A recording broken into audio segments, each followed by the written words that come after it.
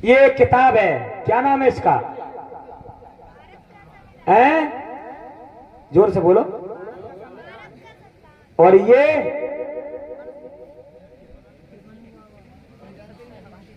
क्या है? ये मनुस्मृति। इस किताब के अंदर लिखे हैं विधान। इसमें विधान लिखे, विधान। विधान माने होता है नियम कानून। इसमें नियम और कानून लिखे हैं। इसमें जो लिखा है वो तुम्हें मानना है। और इसमें संविधान है। सम माने होता है बराबर, विधान माने कानून। बराबर के अधिकार लिखे इसमें। ये किताब जो है, इसका सिस्टम ये है, नंबर 1, नंबर 2, नंबर 3 नंबर ब्राह्मण, क्षत्रिय, वैश्य और बाबा साहब ने जो किताब लिख के कोई ज्यादा अंतर थोड़ी करता हुआ है। उनने ऐसे से ऐसा कर दिया। जो ऐसे थे ऊपर से गिनती गिनी जाती थी, उन्होंने ऐसा कर दिया। अब चाहे जालंगा से गिन लो, चाहे जालंगा से गिन लो साहेब, जालंगा से गिन लो ब्राह्मण, क्षत्रिय, वैश्य, शूद्र, चाहे जालंगा से गिन लो ब्राह्मण, क्षत्रिय, वैश्य, शूद्र, बराबर कर दो। अच्छा, अगर बराबर नहीं करो अब तुम फिर समझ लो क्या, कैसे बराबर कर दो? अरे अगर बराबर नहीं कर दिया तो 302 है, एक वाल्मीकि किसी का मर्डर करते और एक ब्राह्मण किसी का मर्डर करते। बताओ धारा 302 की लगे कि अलग लगे? एक ही धारा लगे कि नहीं लगे? जब तो नहीं है कि एससी वाले को अलग लगा तो जनरल वाले को अलग लगा तो धारा एक ही है कि नहीं है? और अगर कोई किसी के साथ में व्यभिचार करता है तो धारा 76 वाली है, तो चाहे ब्राह्मण हो चाहे वाल्मीकि को धारा तो वही लगी है। चोरी करने वाला हो, जो धारा उसके लिए वो उसके लिए, यानी कि धाराएं तो सबके लिए समान है, किसी के लिए भेद नहीं है। तो ये परम पूजनीय बोधिसत्व बाबा साहब ने संविधान लिखा है, सबके लिए बराबर के अधिकार हैं, कोई छोटा नहीं है, कोई बड़ा नहीं है। आज देखिए आप लोग, चलिए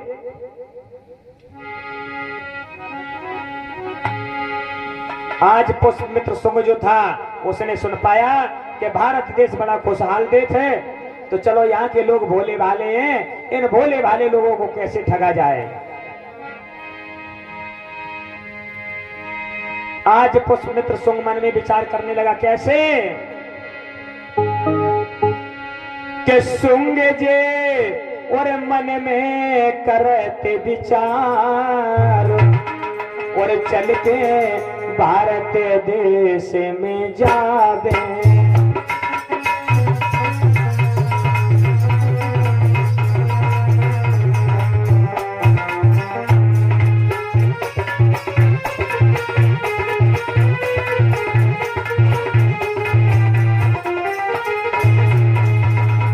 आज सुंग मन में विचार करने लगा कि हम चल करके भारत देश जाएंगे,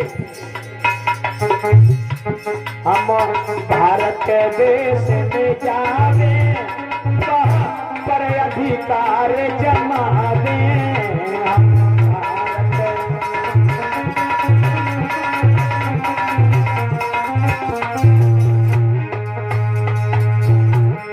पहले मिले राजा से जाने, सुंग ने मन में करो विचार।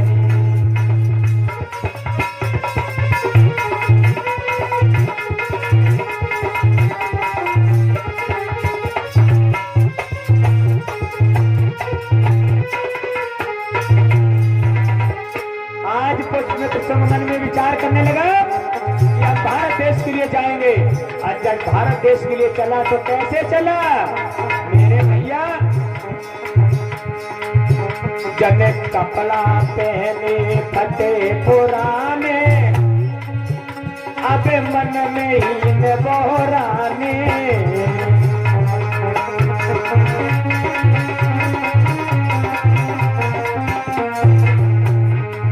बेकारियों वाला वेश धारण कर लिया उसने, फटे पुराने कपड़े पहन लिए, गरीबी की दशा बना ली। चल के भारत गो है आए भैया तुम्हें रहे बतलाई।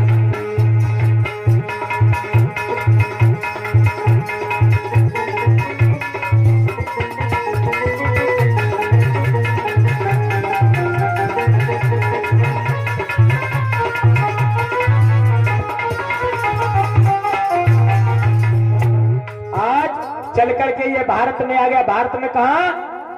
पाटलिपुत्र। जब पाटलिपुत्र में आया तो दरवाजे पर खड़े,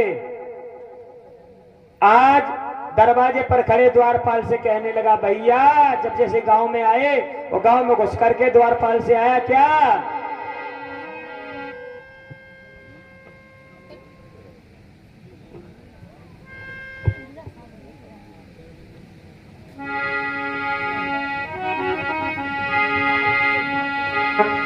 आज पुष्यमित्र शुंग जब गांव में घूमता घूमता राजा के महल की तरफ चला, हम अति संक्षेपों में लेके चल रहे हैं, मेन पॉइंट पर लेके चलेंगे।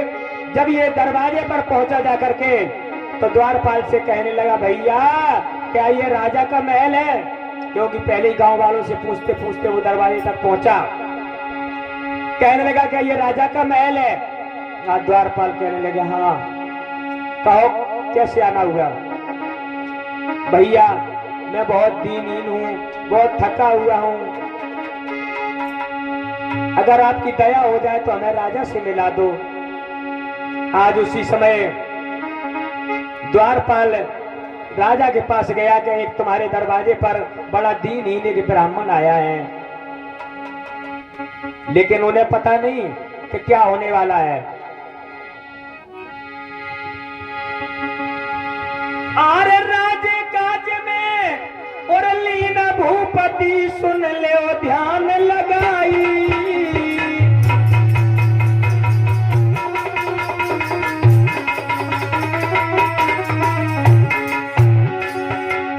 आज राजा राजकाज में लीन है, उसे कुछ पता नहीं है। राजकाज में लीना भूपति सुन ले ध्यान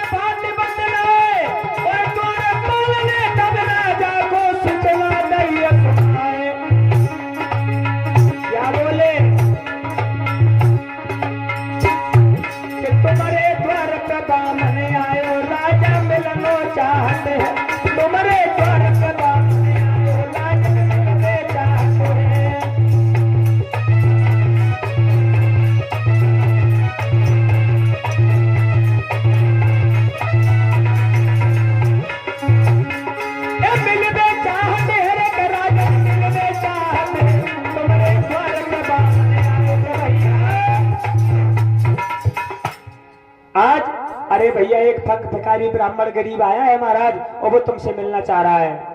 तो राजा ने कहा, अरे भाई ये दरबार ही है दीनहीन लोगों के लिए, अगर वो आना चाहता है तो उसे आने दो, बुला लाओ। आज जैसे ही आया और आकर के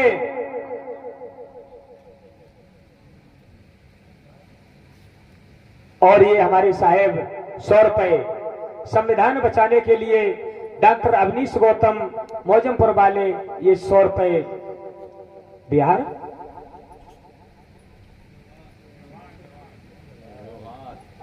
अब व्यवहार में लिखो तो हम बिहार ही लिख दो, ये व्यवहार के रूप में दे रहे हैं। जय मंगलो साहेब का ले लो भैया।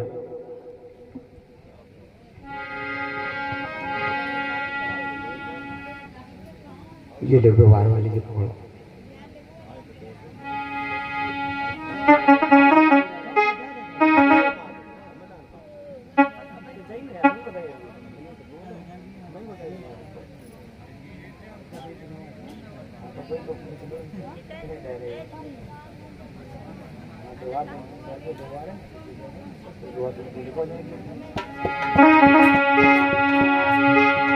बोलिए भगवान बुद्धि की परम पूज्य बोधि सत्य बाबा साहेब जी।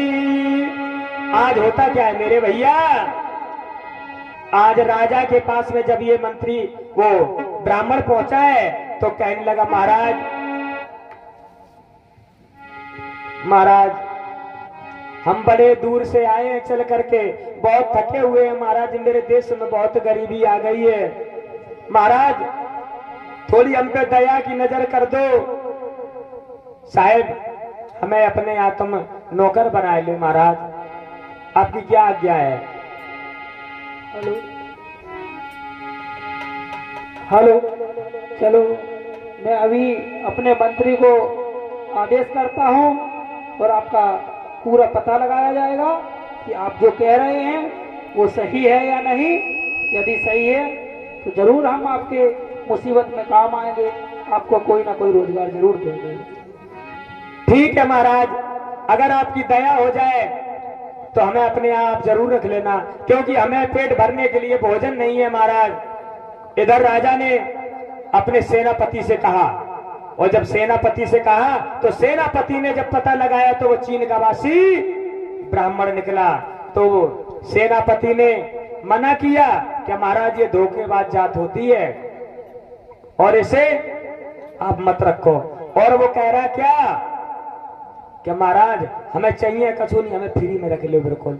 और एक बात बता दें मैया, मेरे भैया, अगर तुम्हारे पास कोई आदमी आए और बुझा कहे कि हम तुम्हारे में बिल्कुल फ्री में काम करें, जा कहने लगे हम बिल्कुल फ्री में काम करें तुम्हारे, तो तुम जा मान लो कि कछु न कछु कारण है, बराबर वो तुम्हारे संग में लग जाए। जाकर हम तो सेब करें, तो भाई खेती तो खुएं, तो भाई भैंसियों को सानी करें, अगर वो फ्री में करे तो तुम जा मान लो दूध में कुछ ना कुछ। हाँ, तो इसलिए